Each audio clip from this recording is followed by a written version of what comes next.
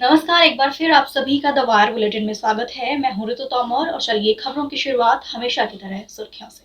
महाराष्ट्र के मुख्यमंत्री उद्धव ठाकरे ने कहा, शिवसेना का हिंदुत्व घंटियां और बर्तन बजाने वाला नहीं, राष्ट्रवाद है।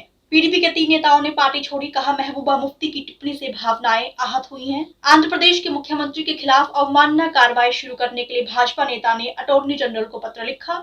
दिल्ली ऑटो चालक की हिरासत में मौत के बाद एक एएसआई निलंबित और वाजपेयी सरकार में केंद्रीय मंत्री रहे दिलीप रे को कोयला घोटाला मामले में 3 साल की जेल। और अब खबरें विस्तार से। अभिनेता सुशांत सिंह राजपूत की मौत के मामले और अनलॉक के दौरान मंदिरों को नहीं खोलने जैसे मुद्दों पर लगातार भाजपा की आलोचनाओं का सामना कर रहे महाराष्ट्र के मुख्यमंत्री उद्धव ठाकरे ने न सिर्फ भाजपा के आरोपों का जवाब दिया है, बल्कि पार्टी पर तीखा हमला करते हुए कहा है कि भाजपा के पास न विचारधारा है, न आदर्श और न ही संस्कृति है।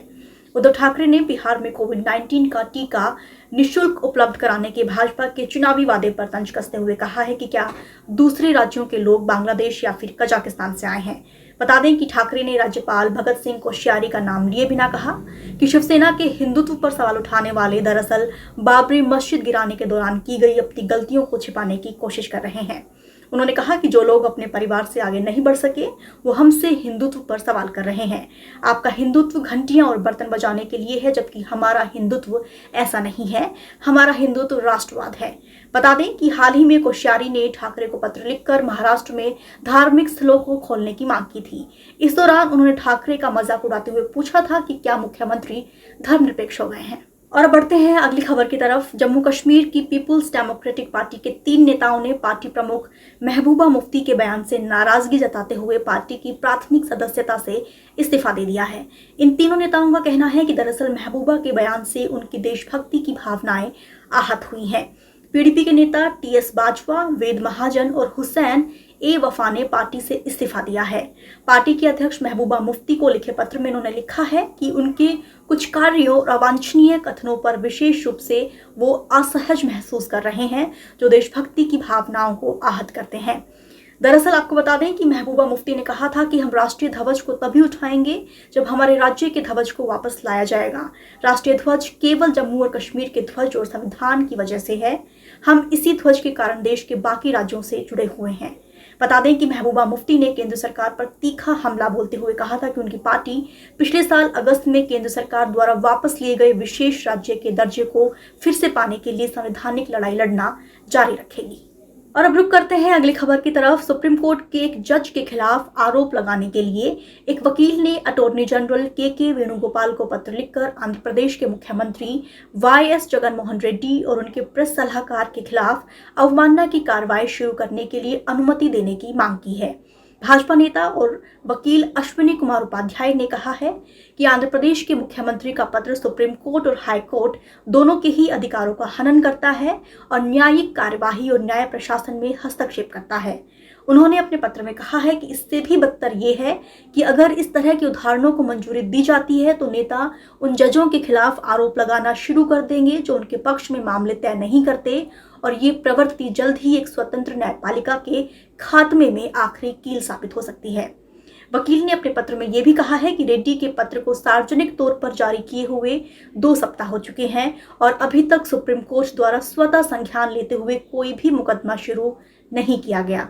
बता दें कि पिछले दिनों राज्य की जगनमोहन सरकार और हाई कोर्ट के बीच का विवाद उस समय खुलकर सामने आया था जब रेड्डी ने ये आरोप लगाते हुए सुप्रीम कोर्ट के मुख्य न्यायाधीश एस ए बोबडे को पत्र लिखा था कि सर्वोच्च न्यायालय के दूसरे सबसे बड़े जज एनवी रमन्ना उनकी सरकार को गिराने की साजिश कर रहे हैं। आंध्र प्रदेश के मुख्यमंत्री ने यह भी आरोप लगाया था कि जस्टिस रमन्ना दरअसल टीडीपी नेता चंद्रबाबू नायडू के साथ अपने करीबी रिश्तों की वजह से आंध्र प्रदेश हाईकोर्ट की पीठों को प्रभावित कर रहे हैं। और अब बढ़ते हैं अगली खबर की तरफ। दक्षिण दिल्ली में 45 साल के एक ऑटो रिक्शा चालक की पुलिस हिरासत में मौत के बाद दिल्ली पुलिस के एक सहायक उप निरीक्षक यानी एएसआई को निलंबित कर दिया गया है। इसके साथ ही 2 कांस्टेबल्स को भी लाइन हाजिर किया गया है।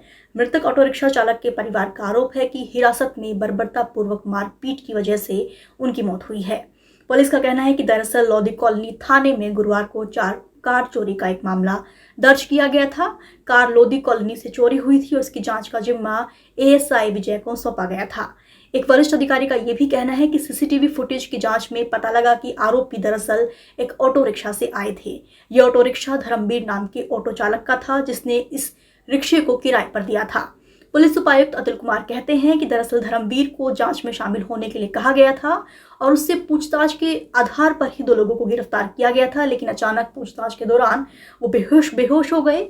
उन्हें अस्पताल ले जाया गया, जहां पर उन्हें मृत घोषित कर दिया गया। जबकि पीड़ित परिवार का कहना है कि पुलिस ने दरअसल उनके पिता से 50,000 रुपए की मांग की थी।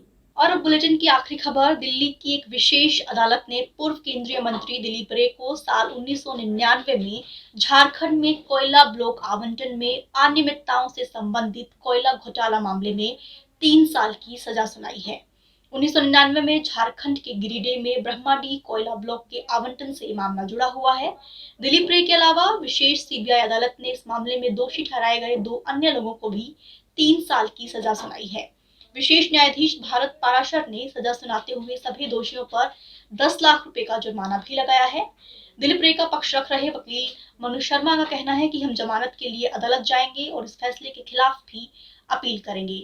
इसके साथ ही अदालत ने कैस्ट्रोन टेक्नोलॉजीज लिमिटेड पर 60 लाख रुपए और कैस्ट्रोन माइनिंग लिमिटेड पर 10 लाख रुपए का जुर्माना लगाया है। कोर्ट ने दोनों कंपनियों को भी दोषी करार दिया है। आपको बता दें कि दरअसल कोयला खदान आवंटन के अपराध के लिए दोष सिद्धि का ये पहला मामला है जिसमें अधिकतम सजा उम्र कैद है।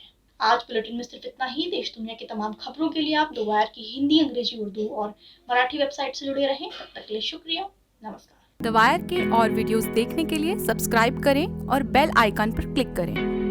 स्वतंत्र पत्रकारिता की आर्थिक मदद करने के लिए डिस्क्रिप्शन में दिए गए लिंक पर जाएं और अपनी राशि चुनें।